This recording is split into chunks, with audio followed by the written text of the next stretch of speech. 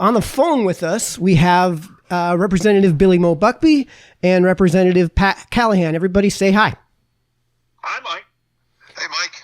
All right. I just want to make sure everything's coming in crystal clear on the viewers' end. So let's start with Billy, because Billy, I haven't ever had you on the show. Thanks so much for coming on for your first time. I tell you, man, my pleasure, and it's just always a juggling schedule with you too, buddy. So it's I'm glad we could find some time this afternoon. Yeah, well, we managed to make it happen. I gotta turn you guys down a little bit, I think. Okay, how about that? That should be a little bit better for everybody. You mean Billy's got a volume button? I wish I knew that. Yeah. There's a pause button too, but you know. Sorry, Mike. All right, so let's start with the biggest hot button topic that's happened over the past few months. You know, I've had a chance to sit down to talk about Eversource and the public benefits charges. I think a lot of people want to hear what the heck is going on with that. Since we talked about it on the show, we had Steve Harding on to talk about that as well. I thought we did a good job of covering it. So, Billy, what would you like to add to this? Well, I mean, how much time you got? We can go all day just talking about Eversource and the public benefits charge and what this all is. It's such a it's a large piece. It's a big old matzo ball is what it is when you look at the public benefits charge in general. A lot of that was going to increase come July regardless, but you weren't going to see it isolated the way that you do in the public benefits charge, the way that it's isolated and laid out. I'm sure Steve went through a lot of that with you as well. But this is the people who couldn't pay their bill through all the time during COVID. We went for 4 years, the longest state in the nation, to offer that up for free power for people. But when the governor offered free power for people, hey, you don't have to pay your bill. Things are tight. You don't have to pay your bill. He never laid out how it was going to be paid back. And the assumption was that it was going to be paid back via the state. It would be a budget line item option put in there. And instead he opted to put it back to the consumer. So it's basically a tax through a different way, right? We're all paying for it. We're being taxed to pay for this through Eversource, who was due the money. You know, if you fronted me the cash to go out and buy pizzas for 4 years, Mike, I would assume that, you know, if I was asking you to do it, I'm going to pay you back, right? It's not going to be. You take out the loan and you pay it back, yeah. So that's a big piece of it too, and that's why we proposed that we use some of the ARPA dollars to pay that down. So we went back in. In fact, it was those of us who were ranking on energy, and the chairs of energy sat down in the governor's office with really just the governor's staff, and Steve Harding got the invite. He came in as well as the minority leader, and I proposed and said, look, what we were trying to do here is use the ARPA dollars. So the crazy part was Steve asked him, hey, how much money is left in the ARPA fund? To which neither he nor his staff could give an answer. Nobody knew. And that blew my mind. You're supposed to be the ones tracking this. We're showing $300 million still in there. You're telling us there might be $40 million in there, and 45 we'd just given to UConn to offer students, you know, free scholarship money, to which no one can answer if those are all in-state or out-of-state students. So that floored me as well. This is Connecticut. These are Connecticut ARPA dollars. And we said if we got into special session, we could give him executive power to do that. The governor could pull the $45 million back and give it to the people for their energy bill to bring that down a little bit until we can get into January and really push that down a little bit further and try to allocate some more funding to that. And it's not just throwing dollars at it to what it is. It's we need to audit the program. The other pieces that are in there are the 41 different programs that are allowing you to say, hey, put solar panels on your house, put a heat pump in your house. All these programs you're paying for, I'm paying for, the people are paying for. And we want to audit those programs because there's 41 programs that have never been audited. It's time we step up, take a look at them and find out what's working, what's not, what we need to pull out of there. So I know I've spoken with Representative Callahan actually specifically about this just a day or two ago. Yeah, I think it was. We were talking about this again. Yeah. We're going to be putting this back in. We're going to be putting this in as a bill. Should all go well for us on Tuesday. We want to audit all 41 of those programs we need to talk to the governor about this being a budget line item for the pay down of the low income benefits that we offered. We need to revisit every bit of the green energy purchases. The power purchase agreements need to be done. And then the biggest part I think that people have overlooked, we need to talk to those third-party energy suppliers too that have been really chased out of the state. We have some great companies, and that's why third-party energy supply is there, is to bring competition, and some of these people got pushed out. We need to talk to them about how we can get them back in the state to bring that competition back and to help bring that down. I think all four parts of that become a critical piece to driving the price down. The power purchase agreement should not be done by the state to start with. That shouldn't be done that way. We need more balance to what that is. And I can go on and on. We can talk for hours on just this topic, but it is a lot to it. We need to put all of these things into one on just the energy side. And I'm sure that, Pat, you've got plenty over on the environmental side too, to how that money goes from Deep's authority with Pura into some of that too. So that we can revisit that whole relationship of Deep and Pura as well, and how that should be separated too.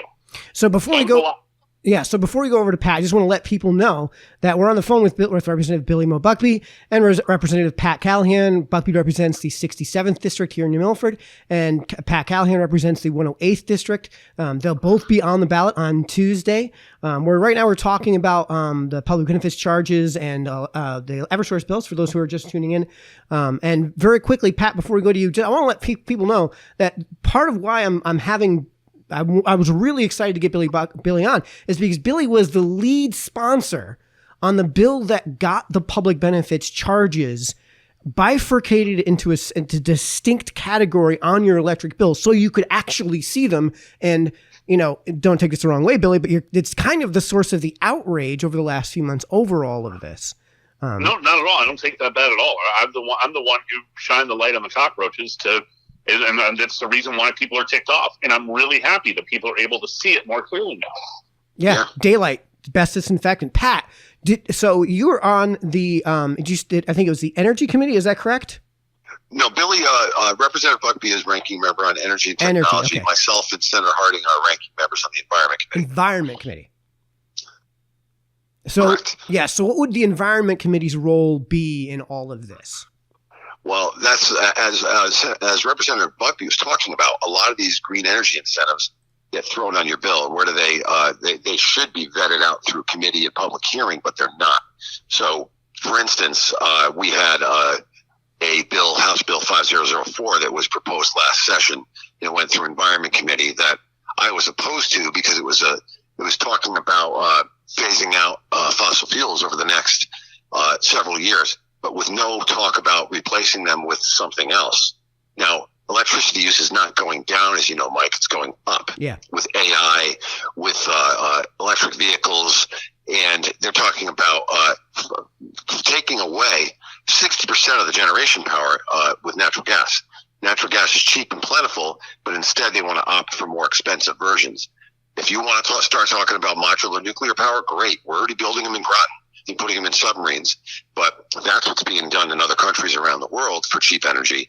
But I'm not going to sign on to a bill that is saying we're going to phase out 60% of your power generating capacity with natural gas, but we really have no idea what we're going to replace it with. And it's not going to be wind and solar. Wind and solar have their place, but it's not going to be enough to power Connecticut. So that's where the Environment Committee comes in, is they continue to make proposals. And Representative Buckbee, myself, Representative Harding, we want everything we can do to protect our environment and our natural resources. But if I can jump in on that, Pat, part of that you're saying the total usage of solar is less than 2% now across the state of Connecticut. And when you look at the wind energy, the power purchase agreement they were looking at was about 3 times the price of natural gas. So, and we don't know how much we're going to be able to pull from there, let alone the damage that wind energy and the sound is now causing to the marine life in the sound as well and beyond with what they're doing with the wind side. So I have a really tough time with us investing a lot into it. Like if we were in Nebraska, load up the wind farms, baby. That's where they do well. If we were in Washington State, let's go hard hydro because they've got all that hydro going on up in the Northwest. We need to find unique ways, and there are some really, really good programs that have been invented recently that could really benefit in Connecticut. And I think that's the one natural resource that Connecticut has that maybe it's a little braggadocious, but I think it's the one natural resource that Connecticut has over any other state, and that's really intelligent people that are finding new ways to generate energy. Absolutely. Absolutely. And if you talk to ISO New England, and Billy, I'm sure, has done this, there's so much cheap natural gas to our west in the shale mines in Pennsylvania, but we just don't have the pipe capacity to get it here. But they continue to talk about moving everything to all electric, with heat pumps, EVs. As it is this way, Mike, if I fought against an EV mandate because as it is now, we don't have the power capacity to charge them. Those transformers outside your window need to cool at night, and if everyone comes home and plugs their EV in at night, we just don't have the infrastructure to do it. So these are all ideas, emotionally driven ideas, but we don't have the infrastructure to back them up, and they're very, very expensive.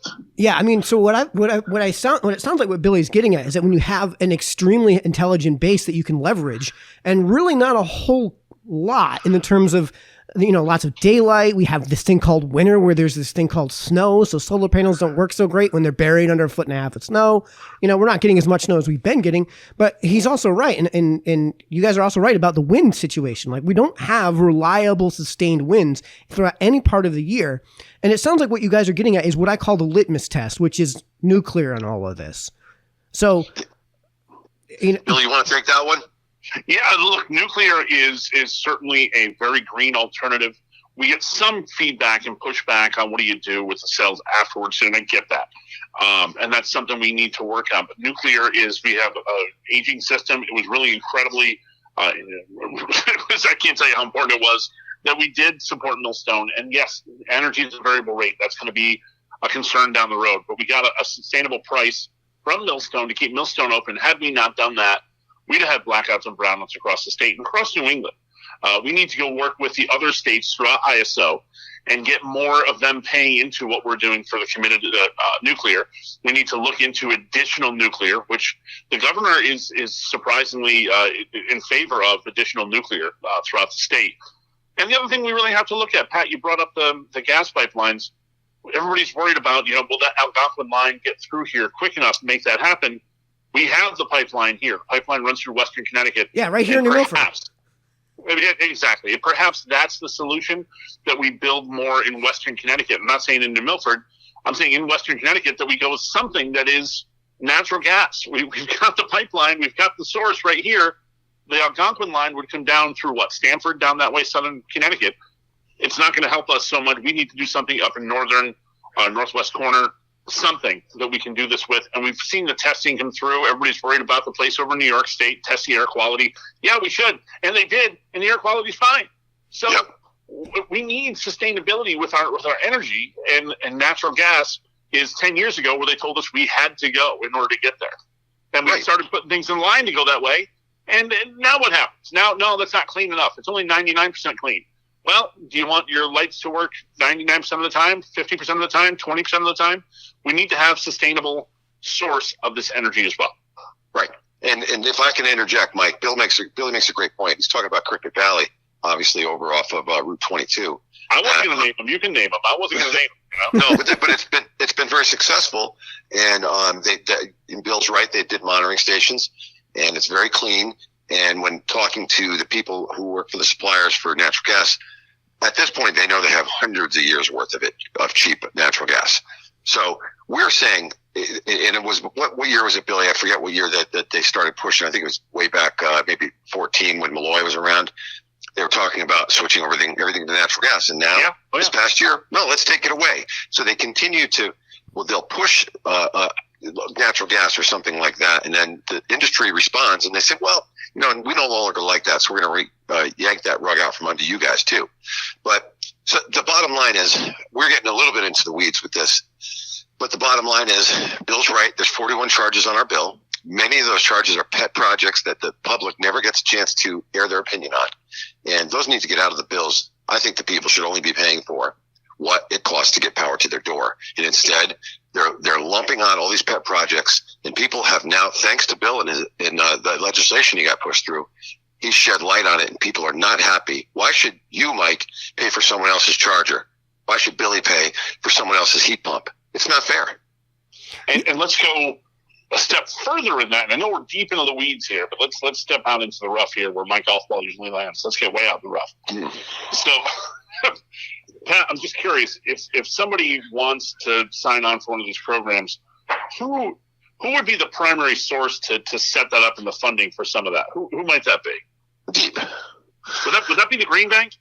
Oh yeah, the Green Bank through Deep. Yeah. Well, that's which is funded by public taxpayer money. That's where it started. Right. Now, I'm just curious. Is there any connection between Deep and Green Bank? Well, that's funny you say that. Yes. Yeah. So, isn't there a personal connection for the commissioner for Deep and the person who may run that? I'm just saying. I'll let you run with that one, Bill. Well, I will run with that. Why are we not looking at the ethical concern of that? It has to be looked at. It has to be. We have to know this. That the person who runs Deep is married to the person who runs Green Bank, and we're dumping more programs into Green Bank, and Green Bank has more room to run now. They have a lot more programs that they're being a part of, as opposed to finding a source. They're now doing it themselves. And Green Bank's making a lot of bank. So we got to rip Deep away from Pura as part of the problem, as you know. Yeah, we talked about that on this show too. Yeah, go ahead. No, 100%. I mean, Deep oversees Pura. Pura is not necessarily a watchdog, but Pura is supposed to be looking at the overall facts. That's how it is. Deep has a political agenda in trying to be as green as possible. And I'm wholeheartedly not against green energy. I love green energy. I love green fresh air too. I love it myself. But we have to be realistic in our goals and where we're going and not have this fall under a political agenda to try to do something that they're trying to do in D.C., and try to push it here because someone's bucking for a job in D.C. I mean, that seems like a competing interest, at least, where you have Deep with the interest of, let's say, securing the interests of the environment, and then you have Pura securing the interests of the people who are paying these bills. And I don't see how they wouldn't necessarily, in at least several places, be at odds. Correct. Yeah, you're right. How dare you use common sense, Mike? So, all right. Common sense is sometimes lacking, Mike, and you zeroed right on. You and Billy have zeroed right on it, and it kills me. The party of Save the Whales is now the party of it's okay to kill the whales with these wind farms and the destruction off of Nantucket and Martha's Vineyard, the destruction of the squid spawning grounds, the lobster spawning grounds has been catastrophic, and it gets swept under the table. So we talked, we went into pretty good detail about Eversource. We can go into further detail if you guys want, but since Election Day is Tuesday, is there anything else that you guys would really want to bring up? Let's start with Pat. You go first. Oh, okay. I'll do it first. What I would bring up is, Bill and I, and we work very hard. They seem to try and paint us as the anti-environment and anti-public safety crowd. Couldn't be further from the truth. We're endorsed by the Fraternal Order of Police. I'm on the Environment Committee because of all the work I used to do volunteering for over a decade with Candlewood Lake Authority. It's how I got spurned on to interest in the legislatures, going up there and testifying. I said, geez, I think I could do a better job up there. And so we are being painted as these people that we're not. We want clean environment. We want public safety. I worked in law enforcement for almost 30 years, and Billy and I are all on board with doing what's best for the people of Connecticut, not what's best for some politician's ideology. And to piggyback that too, Pat, you spent a lot, and it's kind of, you mentioned it briefly, the amount of work you've done personally for Candlewood Lake is critical. It's critical to that lake's survival and the ecosystem of that lake. And I have voted with you and with Steve in protecting Candlewood Lake on a regular basis. And that's what cracks me up, that people try to paint this anti-environment thing on yourself, on me. I run a park, for crying out loud. I don't know what you're supposed to say to protect the environment more. And they're trying to say it's just about balance, man. And that's where a lot of people are lacking.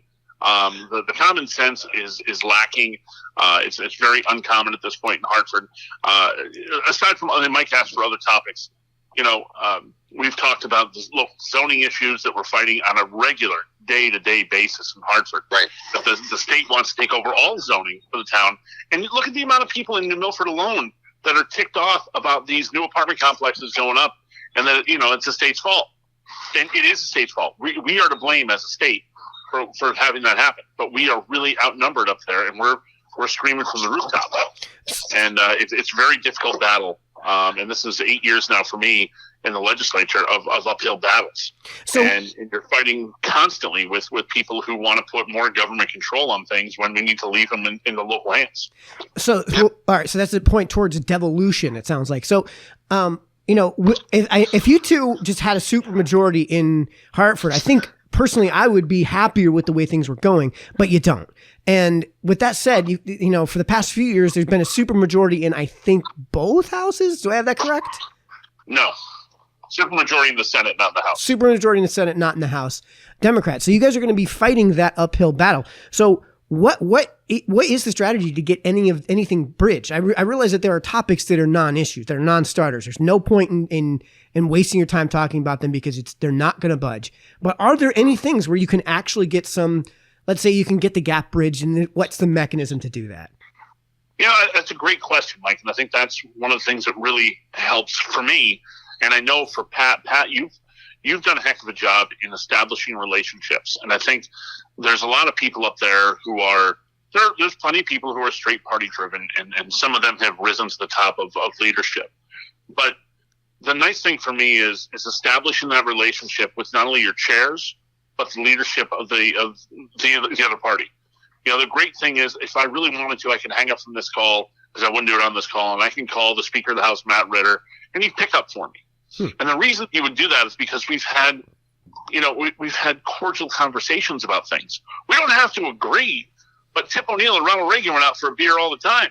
You know, this is what it comes down to the personal relationships and building that trust with someone across the aisle to say, hey, we can get along on this. We can have that conversation. Even if we're not going to agree in the long run, they'll listen. And I think that comes with time. And that comes with time of showing them that you're not somebody who's going to just pound your chest and say, this is what I want, give me what I want. It's not going to work. But when you can have those conversations and knowledgeable conversations, you know, I worked in energy prior to being on the Energy Committee. So I understand that a lot more. And I can have those conversations both with Eversource and UI, and I can have those same conversations with leadership. And hopefully you can drive in some common sense and say, look, I understand where you're going. We need to pump the brakes, not get there as quickly. And frankly, I think on the environment side, I know, Pat, you've done a heck of a job with your chairs on environment as well, in the House at least too. Yeah, and Bill makes a good point. With the relationships, you know, part of the thing is don't be a jerk, Mike. I mean, Bill and I know how to build relationships with the other side.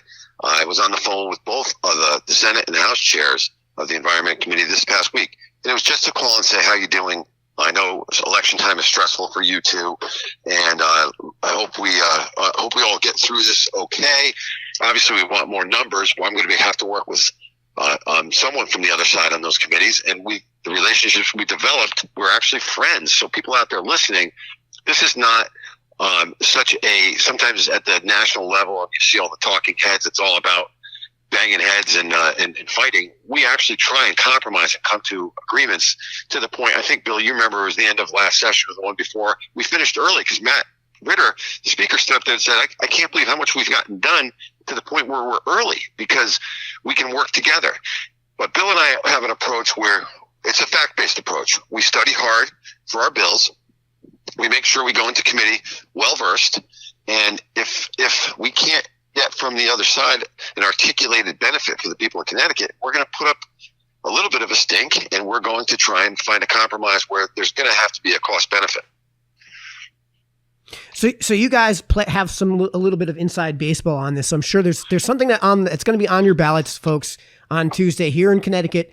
That's not going to be on any other ballot. I believe there's only one ballot question. Do I have that right, guys? Yes. So do you guys want to talk about that? Go ahead, Pat. You take the lead on this one. Yeah, with the no excuse absentee ballots, we already have absentee ballots, and there's really no reason why anyone would be denied an absentee ballot in Connecticut if you happen to be out of town, or if for the other reasons listed on the ballot. No one's going to show up at your door and say, hey, Mr. Buckbee, you signed up for an absentee ballot saying you're out of town. Give me proof you're out of town. And we're not saying you should lie on the ballots, but we already have, with early voting and with the absentee ballots that are already in place, we don't need another way to vote. It's very easy for people to vote in so many different ways. Now, I just don't want to see it weaken the integrity of our elections. And that's what it comes down to for me. There is no, like I was just saying, there's no ballot police that's going out there. Right? No one's driving by your house going, oh, Mike said he wasn't going to be home. There he is. His car's in the driveway. It doesn't happen. It's never been a concern. And the longer we drag things out, the longer we make things a concern, the more cause for error there can be. And that's just an error that's going to happen within it. I'm the former head moderator for the town of New Milford for the elections long before I was in office. And it's difficult and chaotic enough the way things are sitting. Now, with early voting that's been going on, we're getting, 700 people a day or so that are going to New Milford, that are voting in New Milford, and that's great. People like it. I want to see how well this rolls out, not just in our community, but across the state and across the country with early voting, and how this is going to be kept safe and kept sacred. There's been people already who've gone in and said, so they go to early vote. Sorry, you've already voted. What do you mean? I haven't been in here yet. Yeah. So there's already some of that happening with early voting. So we want to make sure that this is an honor and a privilege to be able to vote, and that needs to be kept really secure. Yeah, I mean, thank God we at least in this state have, we have voter ID laws here to require the presentation of a photo ID, so that we at least know who you are, who you claim to be. Because I feel like that would be so easy to take advantage of if we didn't. And to speak to what Billy was saying, that we've now seen video footage of people pulling early votes out of drop boxes where Molotov cocktails were dropped down the ballot box, and those votes are now just gone. And if they're burned to a point where go ahead. Careful with your comment, though, Mike. There is no photo ID required. You can walk in with a piece of mail that says your name and your address. Hey, this is me. I'm Mike Sennello. This is my address. It's a piece of mail that I had sent to my home, and they have to accept that. Even when I was moderator back in the day, people would do that to push the envelope of what they can get away with and showing that their ID was who they were. So we've pushed for that photo ID again. We've pushed for that to come back in, and we keep getting railroaded back on the other side. No, we want more people to vote. You just don't want as many people to vote. I want every single person of legal age to get out there and legally register to vote. I don't want to see any fraud going on. We just had a presentation recently given to us by somebody that said there were 12 dead people who voted in Connecticut last year. How is this happening? I proposed a solution a couple of years ago to have voter registration IDs kept as a blockchain. There's only 170 people allowed to access it, one from each town and a Secretary of State. So that would help clear it up where your voter ID is strictly you. So it at least would help if you're moving within Connecticut. Because right now, if Mike Sennello moves from New Milford to, let's say, New Fairfield, I think that'd be a bad choice, Mike. But if you did, if you move to New Fairfield, it is the job when you register in New Fairfield for their town clerk to contact New Milford and take you off the registry. If they don't do their job, if they don't do their job properly, you can end up on both ballots. And people have bounced around Connecticut. They're on 6-7 towns worth. So this, at least, if we can get that blockchain technology in place, I think that would be critical to get a better grip on voter registration, at least in the state, and then show that to the federal side and see if they'd like to participate. Yeah, I mean, I can actually speak to that because you guys mentioned my name and potential voter fraud. It took me years after I moved back from Georgia back in 2012. It took me years to get my name corrected on the voter rolls because my name and address were on there as the same name, same address for years, duplicated 3 times. So because my name was at the end of a page, some poll operator could just be flipping through the pages quickly, see my address. I show them my ID. It's really me. And they cross my name off. And then I come back 8 hours later when it's some other poll operator and they flip through the pages real quick. And oh, no, your name on the other side of this page is where I'm seeing no cross off. You get to vote twice. This happened to me, like in real life. And by the way, go Green Wave. Yeah. I get it up I can't participate. I can't participate in that argument at all. It's great. Yeah, but so like there is this exposure to risk, and although that risk may be very low, perhaps the expansion of the voting toward that risk. I mean, what's the type of pushback you've been getting? What's the arguments you guys have been getting on this topic? Well, I think they think we're trying to stop voting by presenting an ID. As you know, that's ridiculous. You need an ID to buy a pack of cigarettes in Connecticut or to get on an airplane or just for about anything. And they're saying people don't have the wherewithal. You can go get an ID for next to nothing, and it's easy. It's free in the state. Yeah, so that argument just doesn't hold water, and so for some reason that's the argument they keep using, and it's just, I can't figure out a reason why people want secure voting with IDs. So real quick on that, though, I'll just ask one challenging question here: is voting a privilege or is it a right? I think it's both. Yeah, exactly.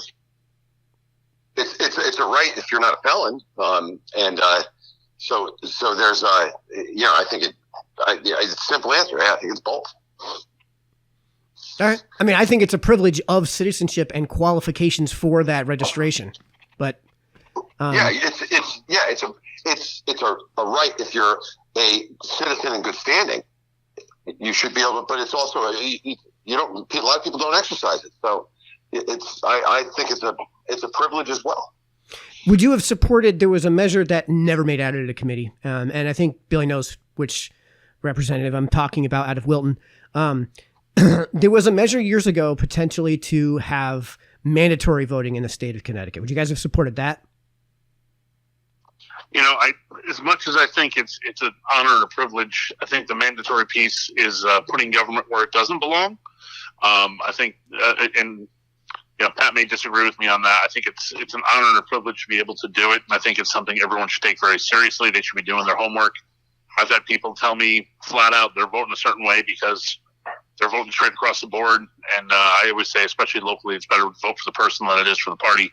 But no, I don't think I would support that wholeheartedly. As I wouldn't either. Either fined or go to jail. I mean, it just doesn't make any sense for the honor and privilege of voting.